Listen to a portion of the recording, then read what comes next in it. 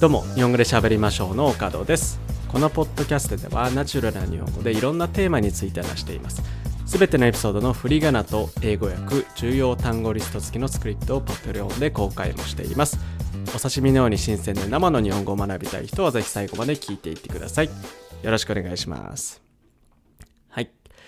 今日はちょっと大人な話題なんですけど、日本語の悪口について話したいと思います。でもただ悪口を紹介するんじゃなくて、その言葉の背景だとか、その悪口を避ける方法についてもちょっと紹介できたらなと思いますので、ぜひこのエピソードを参考にしてみてください。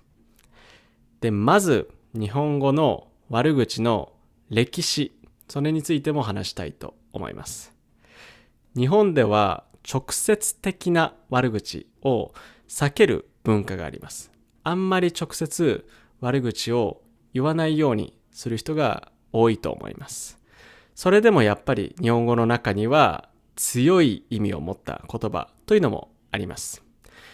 例えば皆さんも知ってるかもしれませんけど、バカとかアホとかありますよね。でもこの2つ以外にも他の強い意味を持った言葉というのはあるので、それも紹介したいと思います。ただ、悪口っていうのは基本的には使わない方がいいと思います。なので、今日のエピソードはぜひちょっと参考程度に聞いてみてください。じゃあまず具体的な悪口の例を紹介します。一つ目は、バカとアホです。最初にちょっと紹介しましたけど、これは日本語の中でも一番よく使う悪口だと思います。相手の行動とか考えとかをバカにするときに使う言葉ですよね。頭が良くないみたいな意味ですよね。で、もちろん悪口なんですけど、親しい友達、仲がいい友達同士で使うのも一般的です。例えば、僕が友達と話しているときに、お前バカじゃないのって冗談で言うことはあります。これはもちろんお互いに冗談と分かっている場合は全然言っていいと思います。でも相手との関係が浅い、あんまり仲良くなかったらこの言葉は避けた方がいいと思います。なのでバカとかアホとか直接言うんじゃなくて、それちょっと考え直した方がいいんじゃないとか、遠回しに言った方が相手が傷つかないと思います。で、実はバカとアホっていうのは地域によっても使い方が違うらしくて、関西ではアホという方が一般的らしいです。なので、もし皆さんも関西に行ったら、ちょっとバカとアホの使い方の違い、これもちょっと気をつけて大阪の人とかと話すと面白いんじゃないかなと思います。で、次の意味が強い悪口はクズです。これは結構強い意味の悪口で、相手を完全に否定するような意味合いがあります。なので、例えば何か頭が良くない人とか、お金遣いが荒い人とか、すごいみんなに失礼な人とか、そういう人を見たときに、あいつクズだなって言ったりします。でももちろんすごい意味が強いので、直接この言葉を使うのはあんまりおすすめしません。なので、柔らかい言い方だと、あの人ちょっと問題があるね。クズって直接言うんじゃなくて、問題があるって言い方にすると、割と意味は軽くなるんじゃないかなと思います。なので、バカとアホと同じですけど、やっぱり直接クズって言うんじゃなくて、他の言葉で相手を傷つけないで自分の意見を言うっていうのが大事だと思います。で、次もすごい有名なので皆さんも聞いたことあるかもしれません。死ねという悪口です。これもすごい強い言葉で、相手に対してすごい侮辱の意味を示しますよね。これも本当にすごい強い言葉なので、基本的には使いたくないんですけど、やっぱり日本人でも感情的に怒るとき、こういうときに死ねっていう言葉が口から出る可能性はありますね。なので本当に怒ってその気持ちを表現したいっていう時は、死ねって直接言うんじゃなくて、例えば本当に許せないとか言った方がちょっと柔らかい印象になると思います。なので、すごい感情が高ぶった時、すごい怒った時に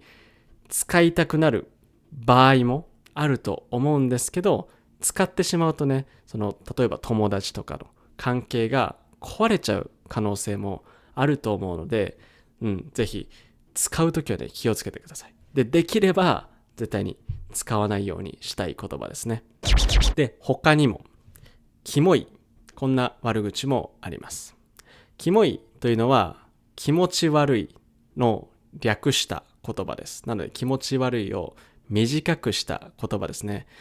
なので、誰かの見た目とか行動がちょっと不快だった時に使う人が多いです。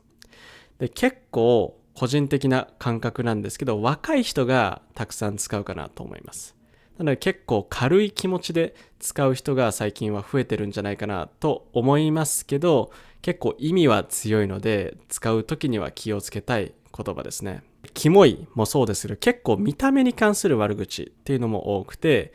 例えばデブ、太った人のことを指す悪口ですねとか、チビ、背が小さい人に対して使う悪口とか、ハゲ、髪が薄い人に対して使う言葉なんですけど、こういうデブとかチビとかハゲとか見た目に関する悪口、これは絶対に使いたくないですよね。もちろんね、見た目を褒めるのはすごいいいと思いますけど、基本的にはね、見た目に関してはあんまり言わないのが一番いいかもしれませんね。で、次に直接的じゃない、ちょっと遠回しな皮肉の悪口も紹介したいと思います。で、日本ではね、相手を攻撃したくないんですけど、ちょっと不満を言いたいときに、この皮肉というのがよく使われます。で、まず、皮肉とはどういう意味なのか、簡単に説明します。皮肉っていうのは、さっき紹介したダイレクトな直接的な悪口じゃなくて、一見褒めてるように聞こえてるんですけど、実は悪口を言っている。実は批判しているという言い方です。なので日本語には相手にダイレクトに攻撃するんじゃなくて、わざと逆のことを言って相手を傷つけるというパターンもあります。もちろんね、海外でもあると思いますけど、日本、特に京都の人はすごい皮肉が上手で有名なんです。で、日本語ではこの皮肉を言う人のことを毒舌って言ったりします。で、悪口を言うことも毒を吐くとか嫌味を言うとか他の言い方もあります。じゃあね、具体的にどんな皮肉があるのかも紹介します。まず一つ目ですね。さすが。さすがってよく褒め言葉で使われるんですけど、実はね、反対の意味で皮肉の意味で使うこともあるんです。特に例えば誰かが失敗した時とかにさすがっていうと、これはすごい皮肉に聞こえますね。なので、例えば自分が失敗してるのに誰かがさすがとか褒めてきたら、実際はその人はあなたのことをバカにしてる可能性もあるので、ちょっとこれは気をつけたいですね。それから例えばいいセンスだねとかセンスを褒める、これもちょっと皮肉っぽく聞こえることもあります。例えばファッションとかですごい奇抜な派手なファッションをしている人に対して、センスいいねって言ったら、本当にセンスいいと思ってる場合もあります。でも逆の意味ですごいダサいねっていう意味でセンスいいねっていう人もいるので、こういう時は皮肉かもしれません。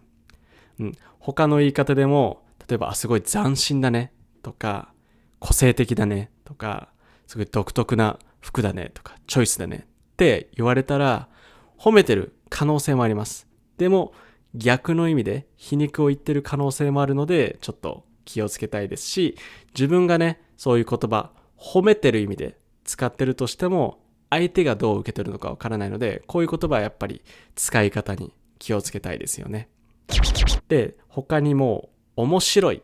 これも皮肉的に聞こえることがあります。もちろんね、面白いっていい意味で皆さん習ったと思うんですけど、皮肉に聞こえることもあるんです。ただね、これは直接的な表現を避けて、優しさで面白いって言ってる場合もあるので、そういう場合は別に皮肉じゃないと思います。例えば、皮肉的な使い方の例を挙げると、料理を何か食べて、この料理面白い味だねって言ったら、これは美味しくないって言っている可能性が高いですね。これはちょっとその時の、状況と言い方、トーンとかに気をつければ、どんな意味でその人が言ってるのかわかるかもしれませんね。で、皮肉っていうのはね、いろんな国で使われてて、うまく使えば、面白い表現、冗談になりますけど、使いすぎたり、使い方を間違えたりすると、相手を傷つけることもありますよね。特にちょっと強すぎる、辛辣すぎる皮肉っていうのは、冗談を通り越して悪口になってしまうこともありますよね。なので自分が冗談として使う場合でも、相手が冗談として受け入れられない可能性があるので、やっぱり関係性というところにもちょっと気をつけたいですよね。で、もしちょっとこの言葉強すぎるかもなとか思ったら、もう無理に使うのは避けた方がいいですね。特に日本人は皮肉が通じない人というのも一定数います。やっぱり皮肉を冗談で使っても、それを直接受け取ってしまう人もいるかもしれないので、どこまで冗談で通じるのかっていうのを相手との関係性と状況に気をつけたいですね。はい。今日は日本語の悪口について紹介しました。悪口は使わないに越したことはありません。でも、使わない方がいいけど、知っておいた方がいい言葉っていうのもあると思うので、今日のエピソードが参考になれば嬉しいです。ということで今日は日本語の悪口について話してみました。皆さんの国での悪口と比べて日本語の悪口はどうだと思いましたか？ぜひコメント欄で教えてください。それから今日の話を聞いて少しでも面白いと思ったら、ポッドキャストのフォロー、YouTube の高評価とチャンネル登録、ぜひよろしくお願いします。それじゃあ最後まで日本語で喋りましょう。聞いてくれてありがとうございます。今日話した内容の振り仮名と英語訳、重要単語リスト付きのスクリプトを読みたい人はリンクに載っているパテレオンのサイトもぜひチェックしてみてください。そこで話してほしいテーマもリクエストできるので、どしどしメッセージを送ってください。それでは皆さん、さようなら。この番組はご覧のスポンサーの提供でお送りしました。